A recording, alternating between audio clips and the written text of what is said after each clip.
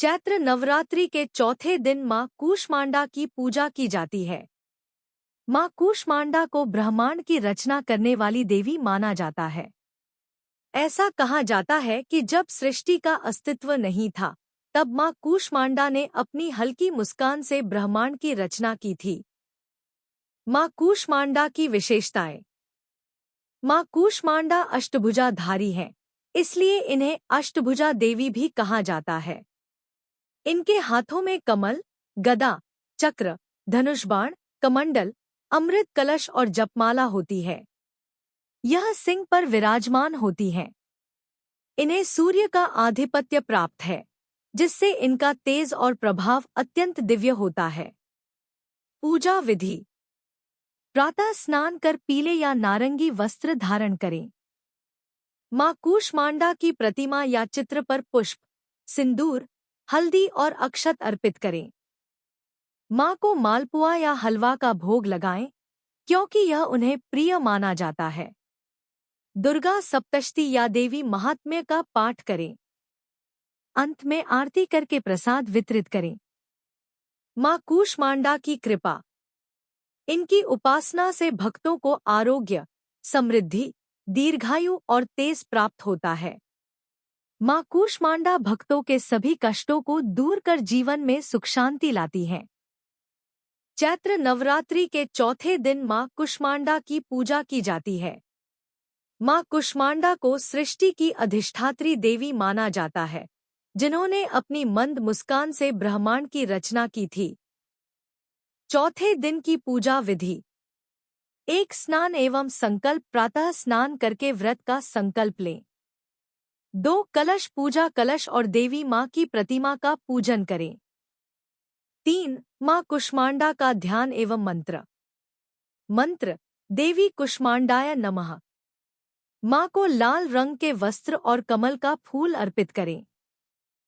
4 भोग। उन्हें मालपुए, दही और हलवा का भोग लगाएं। 5 कथा वाचन। माँ कूष्मांडा की कथा सुने या पढ़े। 6 आरती और हवन। घी का दीपक जलाकर आरती करें और हवन में विशेष रूप से तिल, गुड़ और घी का उपयोग करें।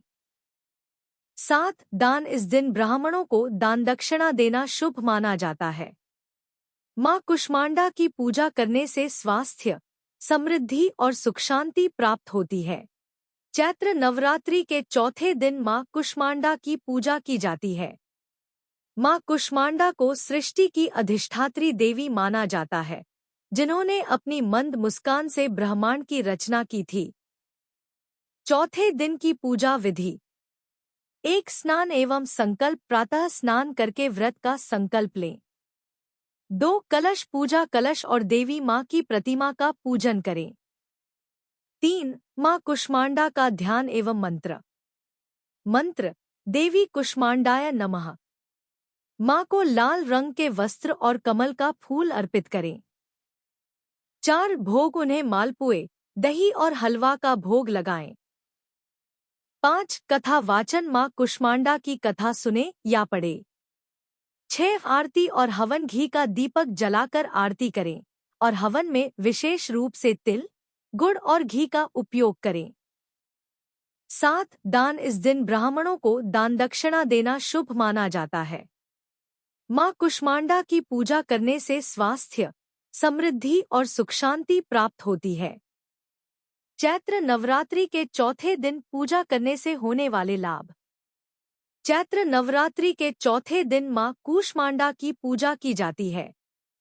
इनकी उपासना से भक्त को निम्नलिखित लाभ प्राप्त होते हैं। 1 स्वास्थ्य और दीर्घायु। माँ कूष्मांडा के पूजन से आरोग्य की प्राप्ति होती है। शारीरिक और मानसिक रोगों से मुक्ति मिलती है। 2 समृद्धि और सुख शांति। घर में सुख शांति और समृद्धि आती है। आर्थिक स्थिति में सुधार होता है और धन की वृद्धि होती है। 3 आत्मबल और सकारात्मक ऊर्जा। मानसिक शांति मिलती है और नकारात्मकता दूर होती है। आत्मविश्वास और साहस बढ़ता है। 4 भय, रोग और शत्रु से मुक्ति। जीवन में आने वाली बाधाएं दूर होती हैं, शत्रु पर विजय प्राप्त होती है और भय समाप्त होता है। 5. आध्यात्मिक उन्नति। साधक की आध्यात्मिक शक्ति बढ़ती है, भक्ति और ध्यान में एकाग्रता प्राप्त होती है। विशेष लाभ।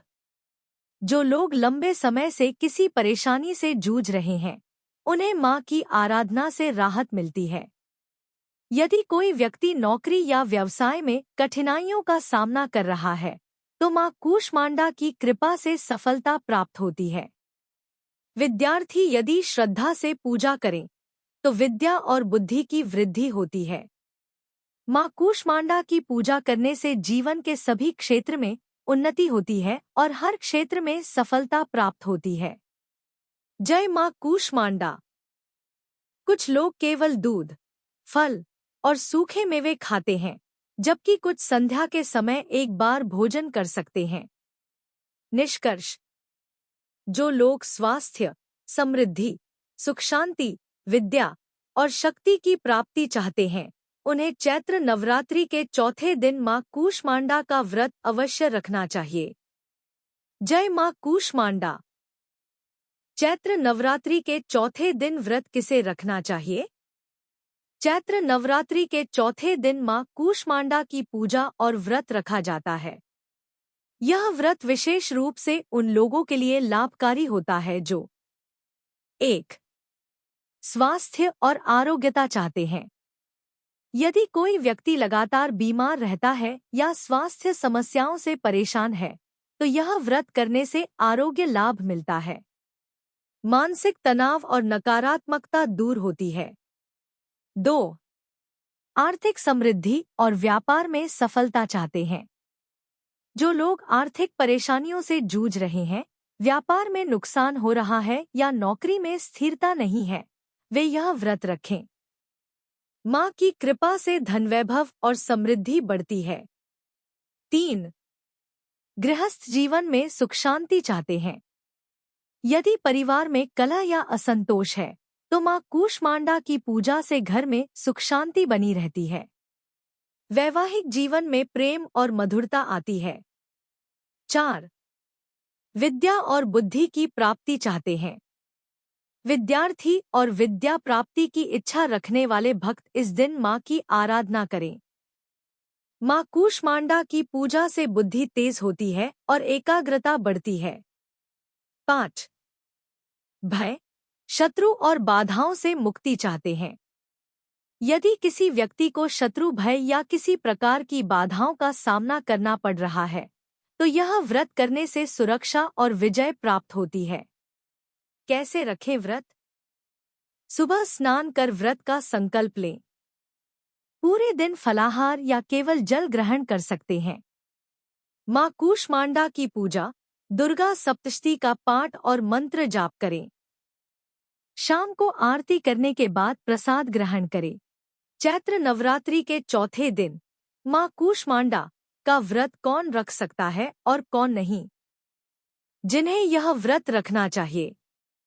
1. स्वास्थ्य लाभ के इच्छुक लोग, जो व्यक्ति किसी बीमारी से ग्रसित हैं या हमेशा अस्वस्थ रहते हैं, वे यह व्रत रख सकते हैं। 2. आर्थिक समृद्धि चाहने वाले, जिन लोगों को व्यापार या नौकरी में परेशानी हो रही हो, उन्हें मां कूष्मांडा का व्रत करने से लाभ मिलेगा।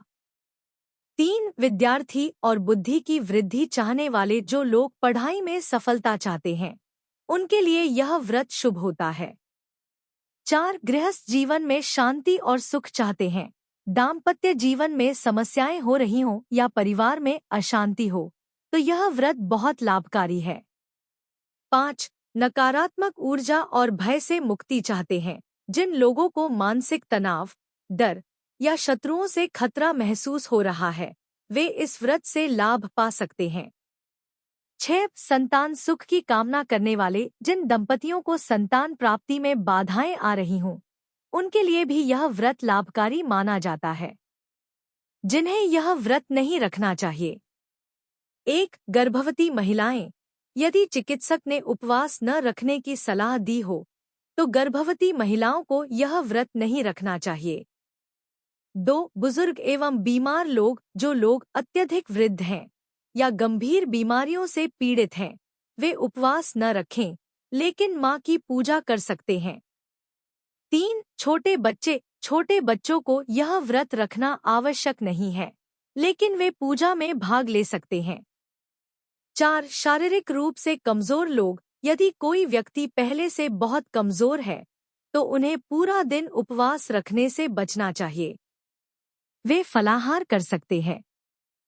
मासिक धर्म के दौरान महिलाएं, कुछ परंपराओं के अनुसार मासिक धर्म के दौरान महिलाएं कठिन उपवास से बचती हैं, लेकिन वे मानसिक रूप से माँ की भक्ति कर सकती हैं। क्या करें यदि आप व्रत न रख सकें? माँ कूष्मांडा की पूजा करें। सुबह और शाम की आरती करें। दुर्गा सप्तशती या देवी के मंत्रों का जाप करें। गरीबों और जरूरतमंदों को भोजन कराएं। निष्कर्ष: अगर आप शारीरिक रूप से सक्षम हैं और जीवन में सुख समृद्धि, स्वास्थ्य और मानसिक शांति चाहते हैं, तो चैत्र नवरात्रि के चौथे दिन व्रत रखना लाभकारी रहेगा। लेकिन यदि स्वास्थ्य कारणों से व्रत रखना संभव न हो, तो केवल माँ की पूजा और भक्ति करें। जय माँ Kushmanda. You said. Cancel. Send. ChatGPT said. Chaitra Navratri के चौथे दिन माँ कूष्मांडा की पूजा का सही समय। नवरात्रि में देवी पूजा के लिए शुभ मुहूर्त का विशेष महत्व होता है। पूजा का समय पंचांग और तिथि के अनुसार तय किया जाता है। शुभ समय: पूजा मुहूर्त सामान्यतः ब्राह्म मुहूर्त सुबह सुबह के 4:30 बजे से सुबह के 6 बजे सबसे उत्तम। अभिजीत मुहूर्त दोपहर सुबह के 11:15 बजे से दोपहर के 12:30 बजे। संध्या पूजा शाम के 6 बजे से रात के 8 बजे। रात्रि पूजा निशिता काल रात के 11:30 बजे से रात के 12:30 बजे। तांत्रिक और विशेष साधनाओं के लिए कौन सा समय सबसे उत्तम है? यदि आप व्रत रख रहे हैं तो सुबह स्नान कर ब्राह्म मुहूर्त में पूजा करना सबसे शुभ माना जाता है। यदि सुबह पूजा संभव न हो तो अभिजीत मुहूर्त दोपहर में भी अच्छा होता है। संध्या आरती का विशेष महत्व है, इसलिए शाम को भी पूजा करना उत्तम रहेगा। क्या करें यदि शुभ मुहूर्त न देख पाएं? सूर्योदय के बाद और सूर्यास्त से पहले किसी भी समय माँ की चैत्र नवरात्रि के चौथे दिन माँ कूष्मांडा की पूजा का सही समय। नवरात्रि में देवी पूजा के लिए शुभ मुहूर्त का विशेष महत्व होता है। पूजा का समय पंचांग और तिथि के अनुसार तय किया जाता है। शुभ समय: पूजा मुहूर्त सामान्यतः 1. ब्राह्म मुहूर्त सुबह 4:30 AM से 6 AM सबसे उत्तम। 2. अभिजीत मुहूर्त दोपहर 11:45 AM से 12:30 PM। 3. संध्या पूजा शाम 6:00 PM से 8 PM। 4. रात्रि पूजा निशिता काल रात 11:30 PM से 12:30 AM। तांत्रिक और विशेष साधनाओं के लिए कौन सा समय सबसे उत्तम है? यदि आप व्रत रख रहे हैं तो सुबह स्नान कर ब्राह्म मुहूर्त में पूजा करना सबसे शुभ माना जाता है। यदि सुबह पूजा संभव न हो तो अभिजीत मुहूर्त दोपहर में भी अच्छा होता है। संध्या आरती का विशेष महत्व है, इसलिए शाम को भी पूजा करना उत्तम रहेगा।